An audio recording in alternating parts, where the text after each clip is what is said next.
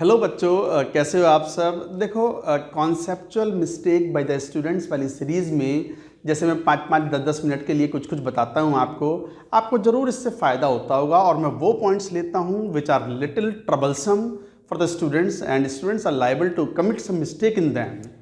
तो conceptual mistake by the students में एक और चीज़ है हाइड्रोलिसिस के बारे में।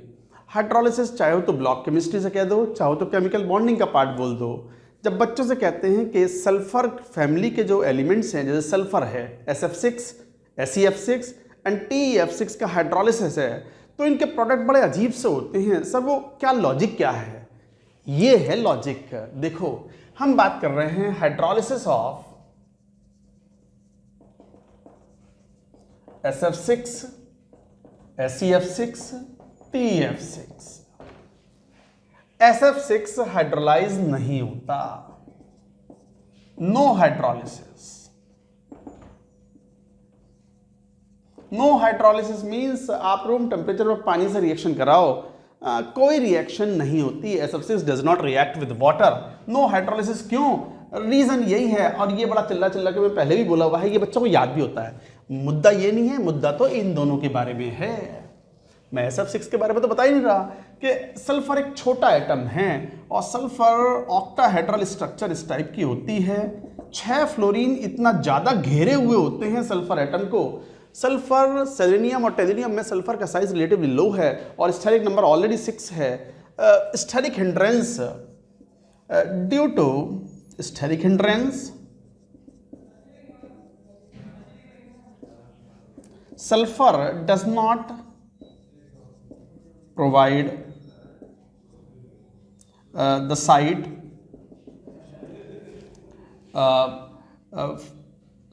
to water to attack। मतलब कहने का मतलब है कि sulphur is so sterically hindered कि पानी को जगह ही नहीं मिलती। Water is not able to attack on sulphur because of the steric hindrance. No hydrolysis, reaction ही नहीं करता, नो रिएक्शन विद वाटर।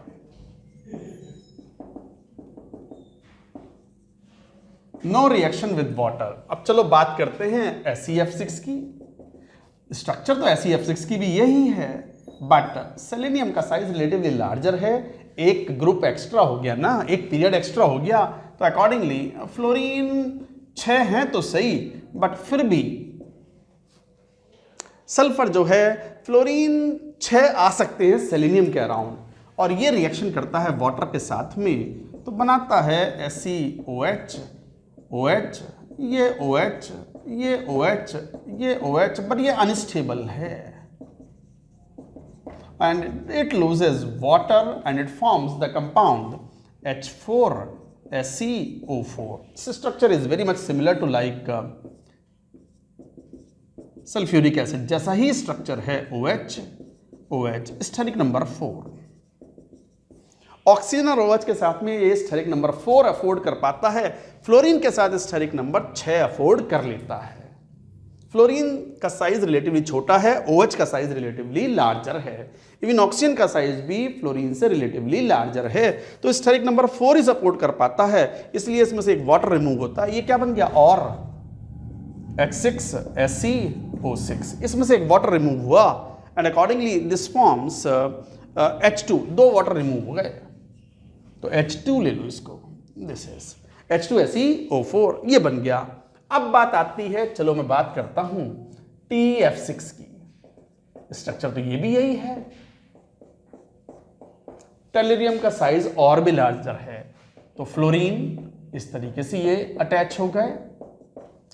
इसकी वाटर से रिएक्शन कराते हैं तो ये बनाता है H6TeF6 O6 टेल्यूरिक एसिड। इसकी स्ट्रक्चर तो देखो ऐसी है, ये OH, OH, OH, ये OH, ये OH, ये OH, और ये स्टेरिक नंबर 6 अफोर्ड कर पाता है। टेल्यूरियम का साइज अच्छा खासा लार्ज है, ये 6 OH को एकोमोडेट कर सकता है and the steric number is 6 affordable to it. ये भी बना, ये सेलेनिक एसिड हो गया,